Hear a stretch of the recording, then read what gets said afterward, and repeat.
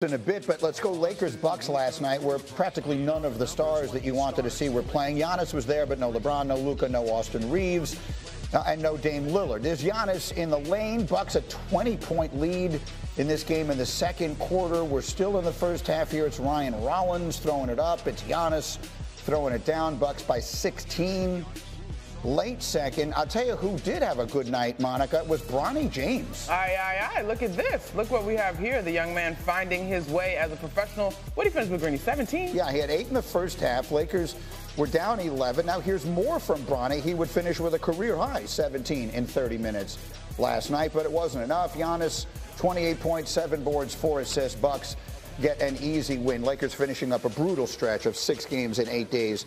Some of them were rescheduled because of the horrible fires that there had been in L.A. So in the Western Conference standings, which are, as you see, just like a razor-thin margin, the Lakers are now 4th. They're 2.5 games out of 2nd. There's a good chance they would either have to play Golden State or the Nuggets in round 1. But Stephen A. yesterday on First Take said there's only one team they should fear.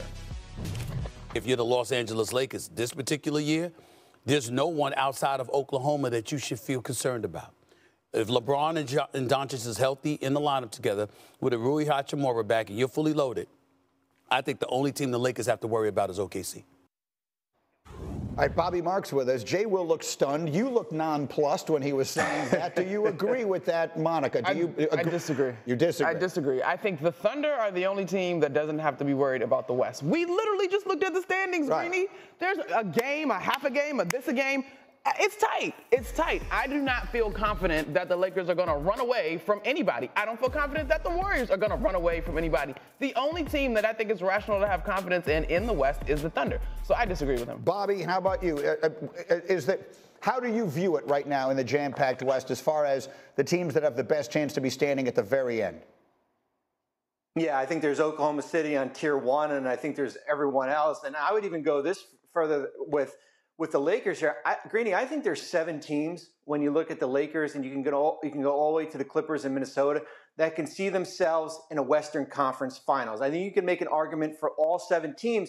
But as we've said before, if the Lakers finish 4th or 5th, they're not getting past Oklahoma City in round 2 here. So I do think it's wide open. I don't think it's Oklahoma City, then the Lakers, and then everyone else. I do think they're bunched up there with Denver and certainly Memphis and Houston in that group.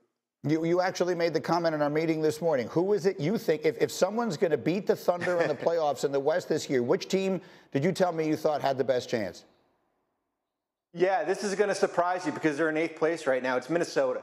I knew you were going to say that, Bobby. Minnesota, and I know they've stubbed their toe the last 2 games. They're 8-2 in their last 10. They got to get out of that play-in, that 7-8 range. But here's what I'm looking at. I'm looking at their schedule. They've got the easiest schedule of Western Conference playoff teams here. So if they can get to 6 or even at 7, I think they can get to a Western Conference Finals. You agree with that?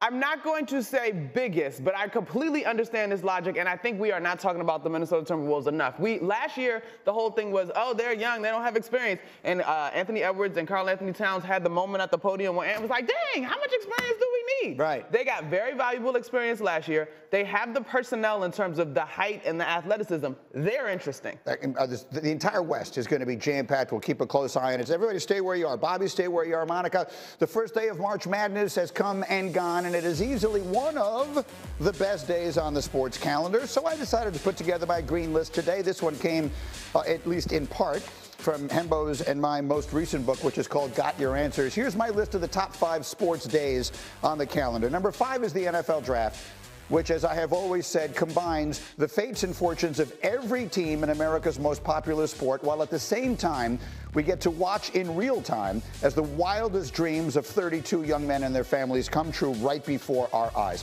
The NFL Draft is everybody's Super Bowl. It's number 5. Number 4 is Masters Sunday. Maybe this is just a personal one for me, but there is no event I look forward to more. There is something so extraordinarily special. It also comes right at the beginning of spring, so you feel as though the spring is coming. You feel as though the golf season is coming if you are one to whom that is an important thing. Masters Sunday is the one day I wouldn't miss no matter what else you put in the way.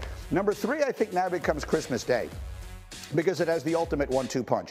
The NBA has long owned that day, and they put their best games and their best teams and their biggest stars on that day. And now all of a sudden, here comes the NFL, and they say, we're going to share this day with you. And so now, regardless of what sport you care for the most, you've got great action all day and all night on Christmas Day. Number 2 is Super Bowl Sunday, which is a holiday in this country. I mean, you wake up and you say, good morning. Hey, happy Super Bowl Sunday. It's the same thing as you might say, like, hey, happy Easter, happy Thanksgiving, whatever the case may be. It's happy Super Bowl Sunday. It is literally a holiday in this country. And then I'm going to put yesterday at number 1. And we didn't get the typical madness, but that opening Thursday of March, there is something that feels so special and unique about that day. It is not a coincidence that the most common day for men in this country to get vasectomies is on that Wednesday, the day before, because if you are going to sit with a bag of frozen vegetables on your lap all day long on the couch, you might as well have basketball to watch all day long. By the way, I'm not making that statistic up. Look it up if you choose to. Right in and react to that. So that's at number 1. And really, the 2 days go together. So hopefully today gives us some of that madness. We didn't get the buzzer beater. Listen, I worked the entire day the next day. I came in, I did Mike and Mike and SportsCenter the day after. So don't tell me I'm not tough. But that's neither here nor there. D. Wood, the list, your thoughts? It's a great list. Very, very good list. I guess my bias, I love the first Sunday in NFL. Yeah. I love it.